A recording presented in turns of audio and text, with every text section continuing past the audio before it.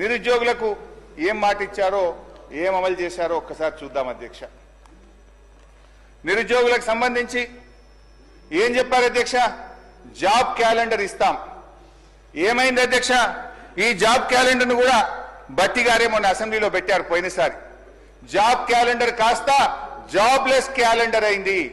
ఏమైంది job calendar? నిరుద్యోగ యువకులు అడిగితే ఇవాళ అశోక్ నగర్ లో వాళ్ళ వీపులు పగలగొడుతున్నటువంటి పరిస్థితి అధ్యక్ష.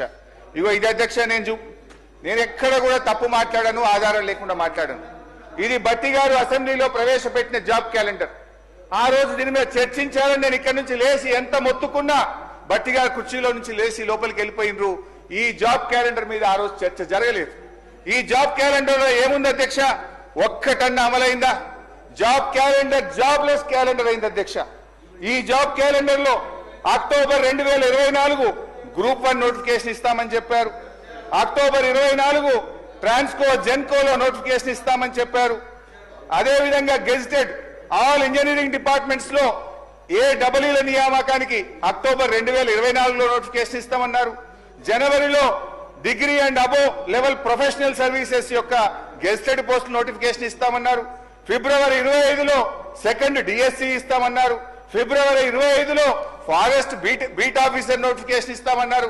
ఇంకా చాలా ఉన్నాయి. ఒక్క నోటిఫికేషన్ అని ఇచ్చిందా అధ్యక్ష? ఒక్క నోటిఫికేషన్ అని ఇచ్చారా అని నేను అడుగుతా ఉన్నాను అధ్యక్ష.